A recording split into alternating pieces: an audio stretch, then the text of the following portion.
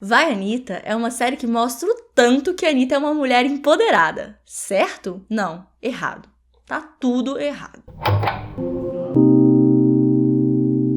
Olá, é bom te ver por aqui. Meu nome é Clara Matheus e no Mimimídias dessa semana nós vamos falar sobre Anitta e empoderamento. A Netflix lançou uma série sobre a Anitta, tá sabendo?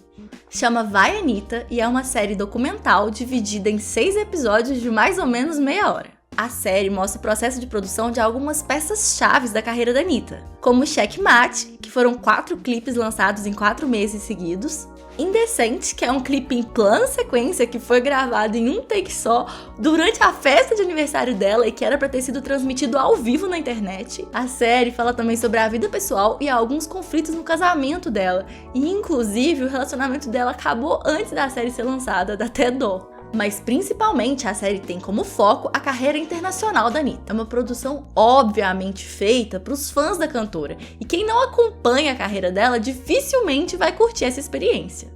Mas na verdade, o que mais me chamou a atenção não tem tanto a ver assim com a Anitta em si. E isso é uma coisa que eu quero deixar claro desde o início, porque ainda que Vai, Anitta reproduza esse discurso do empoderamento que eu vou discutir aqui hoje, a Anitta não inventou isso e a série dela tá longe de ser o primeiro produto de mídia que reproduz esse discurso e que trata empoderamento dessa forma que eu acho tão questionável. Ok? Ok. A palavra empoderamento começou a ser usada um pouco parecida com a forma como a gente conhece hoje nos anos 60 e 70 em movimentos sociais, como o das mulheres e o direito das pessoas negras. Nos anos 90, a palavra começou a se popularizar até chegar a esse significado que ela tem hoje em dia.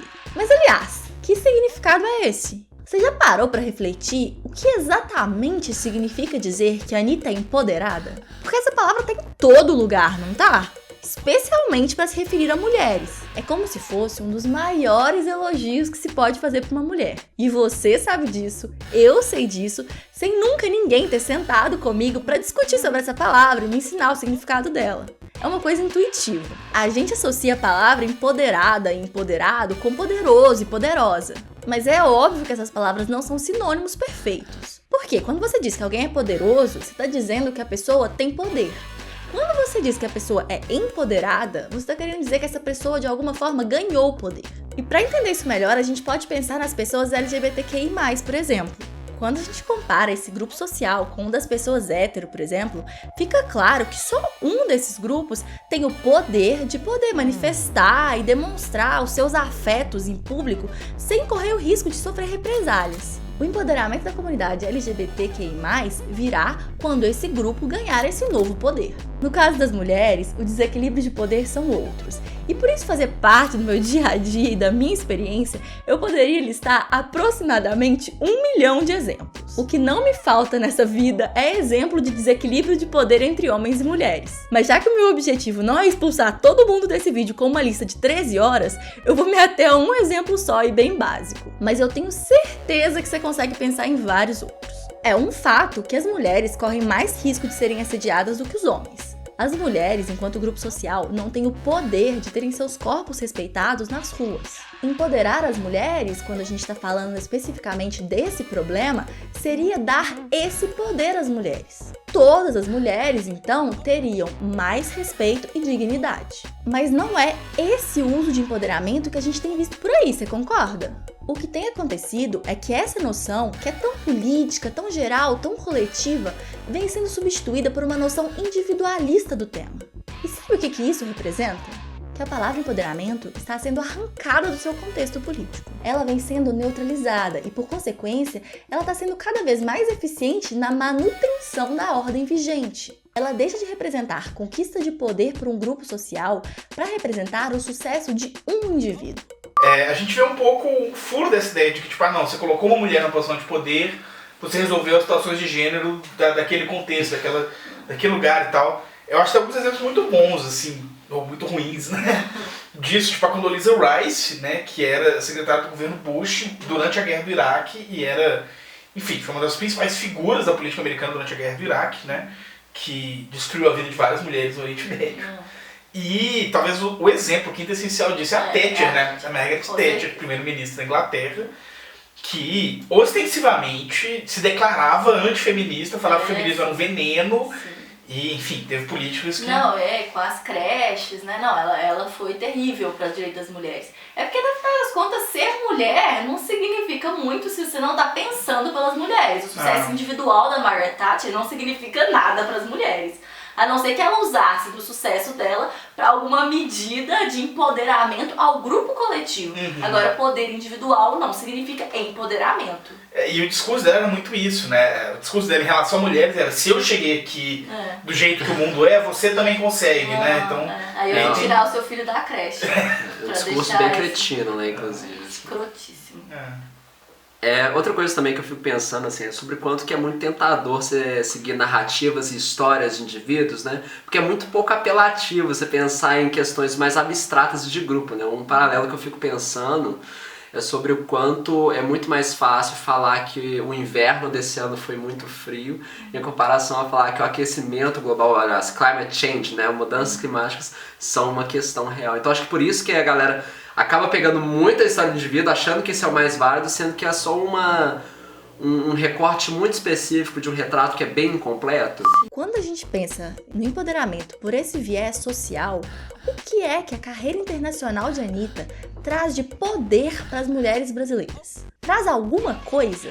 Essa é uma pergunta sincera. É óbvio que autoestima e autoconfiança são ferramentas super úteis e importantes na vida dos indivíduos, é óbvio. E é óbvio também que ser confiante e se sentir poderoso é muito importante para a vida em sociedade e traz vários benefícios. E eu acho que é justamente porque faz um sentido aparente que essa ideia de empoderamento ganhou tanto espaço na sociedade. À primeira vista, não parece ter nada de errado em dizer que a Anitta é uma mulher que se empoderou, mas é que essa noção ela é bem sacana, sabe? Porque ela disfarça e muitas vezes as pessoas que reproduzem esse discurso não percebem, mas essa noção disfarça uma forma de controle social. O problema é que quando você individualiza a questão do empoderamento e você dá a impressão de que o indivíduo pode se empoderar, ao mesmo tempo você dá a entender que a origem do problema e da falta de poder também tem raiz no indivíduo. E isso é uma injustiça sem tamanho. A noção de empoderamento está na moda. E isso poderia ser incrível se essa noção não estivesse trazendo junto também essa ideia falsa de igualdade. E disfarçasse o fato de que a opressão que as mulheres sofrem é estrutural. E nós, enquanto indivíduos não organizados, temos muito pouca condição de mudar isso. Sozinhas, a gente tem muito pouca chance de causar um empoderamento ao nosso próprio grupo social. E essa chance é menor ainda se a gente estiver todas convencidas de que essa é uma batalha individual. Que você luta daí e eu luto daqui. Você percebe o tanto que essa noção é cruel? Eu acho o recorte de tempo que a gente vê essa ressignificação da noção de empoderamento me chama muita atenção, porque eu acho que tem muito a ver, que é dos anos 90 pra cá, né? E aí é um período que a gente tem, eu acho, um giro ideológico geral na sociedade, no mundo, né? Em que a gente passa as perspectivas de luta, de combate, de redenção coletivas, elas perdem força para um discurso muito individual, né? Claro. Assim, e aí eu acho que, de certa forma, os movimentos sociais são levados muito nessa ofensiva ideológica, né, que tem aí, principalmente dos anos 90 pra cá e tal. Então eu acho que, tipo, é muito coerente com as ideias dos nossos tempos, esse tipo de perversão, apropriação da noção de empoderamento. E sabe o que tem? Essa noção atual do empoderamento, ela se vale muito da questão da jornada do herói também. É muito fácil você pegar e fazer um produto de mídia que tem essa questão quando um dos maiores fórmulas narrativas ela é justamente essa jornada de um indivíduo na conquista do seu próprio poder. Então, tipo assim, é uma ferramenta que esses grandes produtos de mídia que a gente já cresceu, que a gente cresceu vendo, sei lá, de Harry Potter, enfim, essas coisas todas, Pokémon e tal, essa jornada do indivíduo sozinho, lutando pelo seu espaço, por ser reconhecido, blá blá blá, é muito fácil você transpor a questão que está no plano do produto de mídia, da narrativa, para a realidade e tentar pensar que a sua vida é assim também, que essa é uma batalha que você luta só. A gente é muito persuadido pelo storytelling, né? A gente é. E fica ainda pior. Porque nessa história da gente buscar sozinhas pelo nosso empoderamento, a gente tem criado algumas armadilhas pra nós mesmas. Eu vou dar uma de tia aqui agora e vocês me desculpem por isso. Mas olha só, algumas meninas, elas têm feito grandes esforços pra conquistar esse tal selo de empoderada. E já que essa noção de empoderamento, ela vem junto desse discurso de autoestima e autoconfiança, muitas meninas sentem a necessidade de se provar autoconfiante. E como muitas pessoas têm feito isso? Postando fotos nuas ou seminuas na internet. Mas com tudo isso que eu já disse nesse vídeo, eu acho que dá pra entender que postar foto pelada não faz de ninguém mais empoderada. Não confere poder. Se você já parou pra pensar sobre isso, e se isso é uma coisa que você decidiu que você gosta e que você quer fazer, vá em frente. Não entenda errado que aqui eu não tô julgando ninguém. Mas é que eu acho que já passou da hora de alguém falar que postar foto pelada no Instagram não faz de ninguém mais ou menos feminista. Não vamos substituir uma pressão por outra. A gente não precisa de mais uma gaiola. Porque como eu comecei a usar o Instagram de novo, eu fui ver quem são as pessoas que me seguem, e aí tem muitas meninas que me seguem por causa do canal e que são mais novas, e assim, isso é um padrão, entendeu? Às vezes não são todas as fotos, mas assim, muitas delas têm foto assim, é quase como se você fosse obrigada a fazer isso hoje em dia, sabe? Eu tenho um pouco a experiência do Léo, assim, eu tenho tipo amigas, mas aí são um pouco mais velhas, só que aí, nesse caso, assim, eu acho que são pessoas, uma parte delas talvez que só gostam mesmo, gente. Eu não sei a motivação das pessoas. Eu tenho dúvida, eu acho muito difícil todo mundo gostar de fazer a mesma coisa. Mas tá todo mundo fazendo, eu sempre sinto que tem gente desconfortável, sabe? Todo mundo é tão diferente. Que eu não consigo imaginar 2, 3 pessoas, e talvez por serem mais velhos, eu nunca atrelei a esse significado, assim, da pressão social. Mas são meninas feministas, assim, que tem esse discurso, que tem essa bandeira. Tá vendo? É porque sempre vem junto uma coisa da outra. Então eu sinto que tem a ver essa peer pressure do feminismo, entendeu? Entendi. E eu boto fé que rola uma parada que se associa à pressão estética também, né? Porque eu fico imaginando, tipo assim, grupos de meninas adolescentes. Se reivindicam feministas, né? Se reivindicam empoderadas e tal. Mas que uma delas não tem um padrão de beleza padrão, né? Tipo assim, tem, enfim, um corpo diferente e tal. E aí as outras adoram postar fotos e ser empoderadas e fazem uma pressão pra uma menina que, tipo, que às vezes ela vai só se sentir constrangida. E que às vezes pra ela aprender a gostar do próprio corpo não vai ser postar uma foto. Então, da próxima vez que alguém tentar te convencer de que a Anitta é uma mulher empoderada, ou que qualquer mulher da mídia é empoderada, pergunte a si mesmo, que poder é esse? Ela é empoderada porque dinheiro dá a ela poder de compra? Ou porque a influência permite que ela acesse alguns lugares que são exclusivos? Ou até porque a mídia que ela tem permite que ela influencie e mobilize um grande grupo de pessoas? Tudo isso é verdade. A Anitta tem vários poderes, mas nenhum deles tem origem no fato dela ser mulher. Me responde aí nos comentários, quando você chama uma mulher de empoderada, o que você quer dizer com isso? Que poder é esse que ela tem e que tem a ver com o fato dela ser mulher?